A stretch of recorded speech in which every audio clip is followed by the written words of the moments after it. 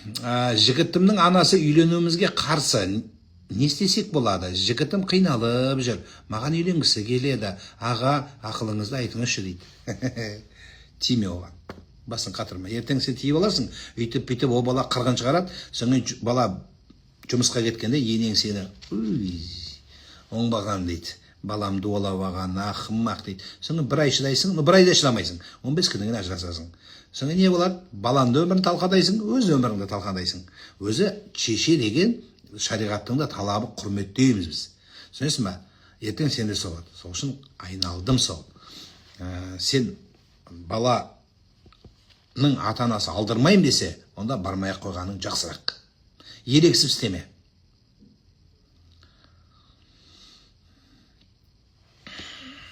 Ерегіскен жақсы болмайды. Ораза айында ауыз ашарға 5 минут қалғанда байқамай бір жұтым кола ішіп қойғам дейді. Ойбай. Әдейі емес. Ораза екенін ұмытып кетіппін дейді. Ол қарыз бола ма? Жоқ. Ұмытып кеткенің үшін қарыз болмайды. Ұмытудан кола ішесің ба, пепсимен ішесің ба, екеуін араластырып дизимен қосып ішесің ба, бұзылмайды. Самый главное, ұмытып қалсаң болды. 1 минут бола ма, әбетте ішіп алсаң да бұзылмайды. Ұмыту деген сөз болса. Қарыз оразаны ұстасам бола ма? Болады. Шықса не болады? Сөйлесіп реттеуге болады ғой. Былай ғой. Басынан жараспаған жүріп жараспайды ешқашан. Сөз ба? Басынан жараспаған болады жарасуға, бірақ өте қиын болады. Сіздің ресурсыңыз шыдамайды оған. Түсінесіз ба? Қазіргі жастардың ол бұрынғы кісілерде болған, айтып, түсіндіріп, еңбегіңмен көрсеткенсің. Сен ұнатпаған, бітіп қап болсын бекер алдау деген. Бірақ сен мынандай еңбегіңмен өліп талып, сол әулеттің отынан кіріп күлінен шыққаннан кейін, мына келін жақсы екен деп ты заслужила. Сенде еңбек бар. Мына кейінгі жастарда ондай жоқ. Енді миы болса ол да жаман емес. Көбінде ол да жоқ ау. Сол кезде сенің бетіңнің әдемілігіне не істейміз? Тамақ қайнап жейміз ба? Сондықтан кішкене неге сала бермеңіздер. Көкіректікке кішкене ойланып, ақылдасып отқан қызмекі дұрыс. Дұрыс жа. Сен өз ақылдасқан zaman жаман болмайды.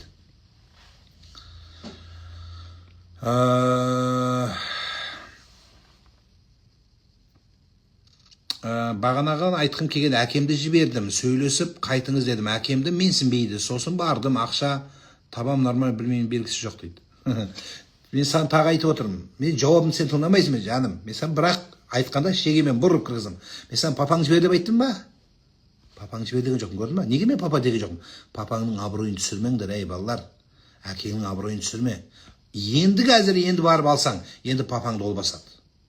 Басында менен сұрағанда мен айтатым кімді жібер. Мен саған сразу айттым ғой, қарны шыққан, депутат, туысқандарды жібер дедім. Папа барып құданың алдына жығылды деген сөз, абыройы бітті деген сөз.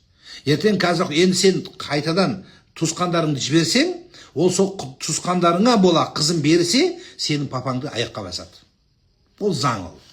Ол өмірдің заңы. Ол солай болады.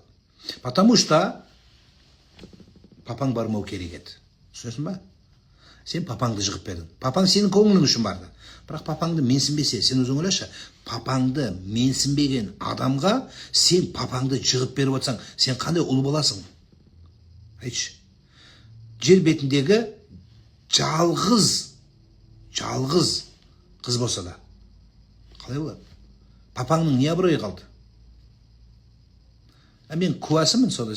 Мен барғандағы жерде мен куәсімін. Қарап отырам бүйтіп, кіммен құданың қандай екеніне, тартқан табағына қарап, құдамен сөйлескеніне қабағына қарап отырам. Қазақ бекер айтпайды, бай мен бай құда болса, ортасында жорға жүреді. Ал енді сәл мұрнын көтергенменен кедей құда болса, ортасында сен сияқты бала болса, қосылады, амал жоқ. Бірақ ортасында зорға жүреді дейді. Әрең жүреді. Амал жоқ, ана балаң ертең күні первый шансты айтады, ажырас дейді. Мен тыңда. Шешім таба алмай жүрген бір үлкен сұрағым бар еді. Сізбен қалай кездесем? Мешітке келесіз? Қызым әкесін іздеп барыпты. 20 жыл бұрын тастап кеткен. Қаншалықты дұрыс дейді. мен араласқан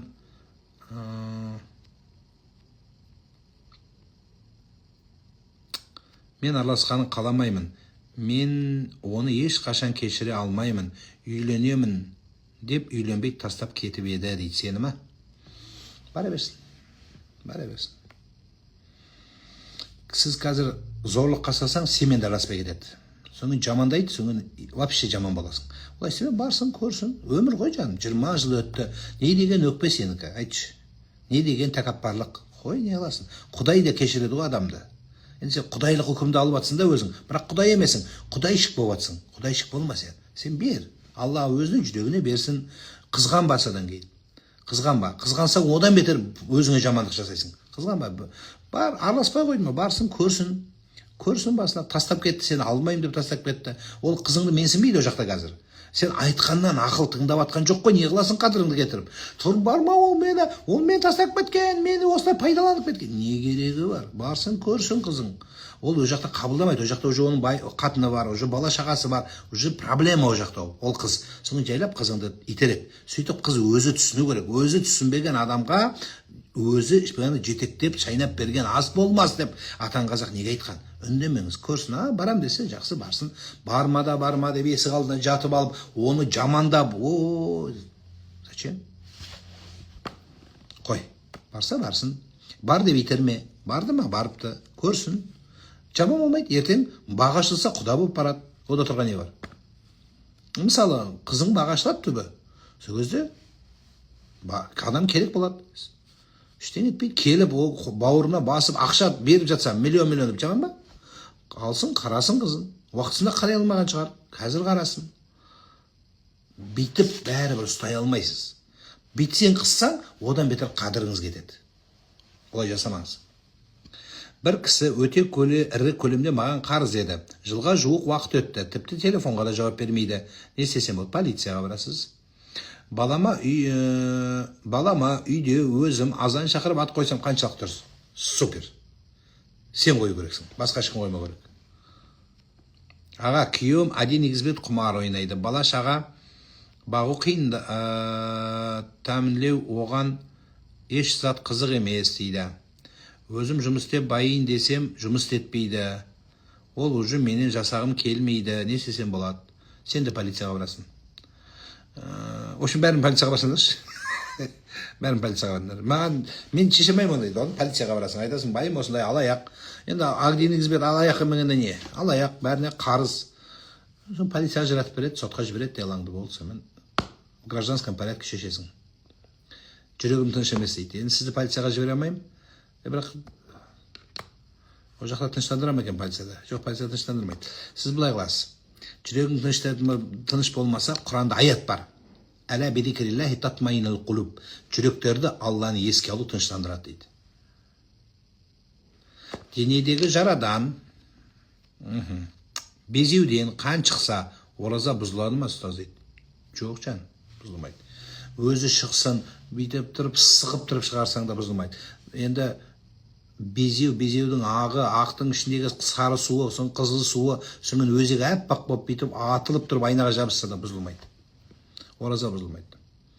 Егер сол бүйтіп басып атқанда ұшып келіп тұрып аузына кіріп жұтып қойсаң, онда бұзылады. Ансыз бұзылмайды. Қай жерден сықсаң да бұзылмайды. Дәрет бұзылады. Жаным-ай. 30 күн ораза ұстамай, шәуәл оразасын ұстауға бола ма? Енді болады деген істей бер деген сөз емес, бірақ оразан қабыл болады. Мысалы, Рамазан ұстай алмады, шәуәл ұстай алма десе, ұстай алады.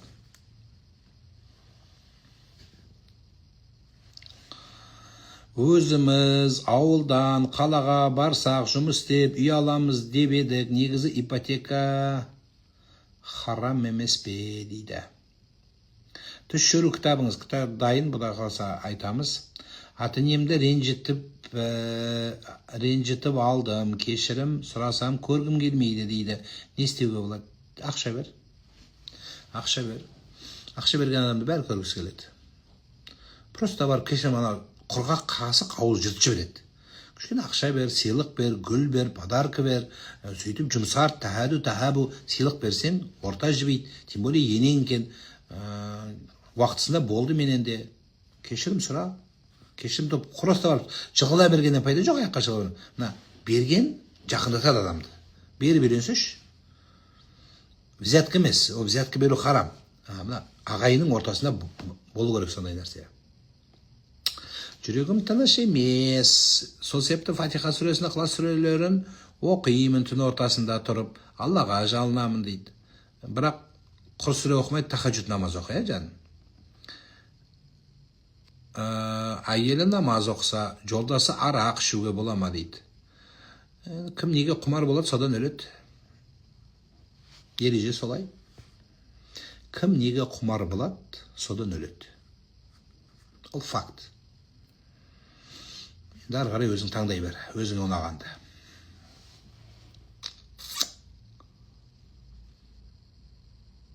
Бір қыздың абыройын төгіп, өзі үйленіп, тайраңдап жүр. 4 баласы бар. Алла оған балалар берді. Дым болмағандай жер басып жүр. Әділдік қайда ұстаз? Ол неге жазаланбай жүр дейді. Есейден қарын шығарбай дептің. Қызға 40 үйден тыю деп айтқан емес па? Я, оның ісі жаман, ол екінші мәселе. Бірақ бұл жерде қызда жақсы жүр керек та енді. Жаным, сіздер әділеттікті қалайсыздар ма? Әділеттік өзіңнен басталу керек. Мәселе осыда. Бұл бір. Екіншіден болар нәрсе болды, өтті кетті. Енді біреуді олай жазалап, олай себелетін болсақ, мен одноклассниктерімде болған, сенің одноклассницыңда садикте сені ренжіткендер, бұл өмір хаос болып кетеді. Бұл екі. Үшіншіден, Мәлики Яумиддин, қиямет күнің иесі Алла сояқтан есебін табады. Дұрыс сол. Күйеуім менімен отырып сөйлескісі келмейді. Отбасы мәселені шешуге және дамытуға тырыспайды. Не істеуге болады дейді. Сіздер еркекті мұрнына былай қылсайшы, мұрнын тез, күйеуіңнің. Байыңның мұрнын тез, жақсылап тұрып. Содан кейін кальцияны өткіз мұрнына. Мұрнын өткізіп қойбайды. Сондай керек па? Сондай бай керек па? Енді еркек ол өз шешеді, өз жүреді, өз айтатын кезде айтады. Енді сен тек қана жақсылау бол, қызмет жүзі отыр, маған айт. Егер әйел еркекпен разборка жасаса, онда әйел еркек бола бастағаны. Түсінікті ма? Әйел болу керек. Еркек бағып атса,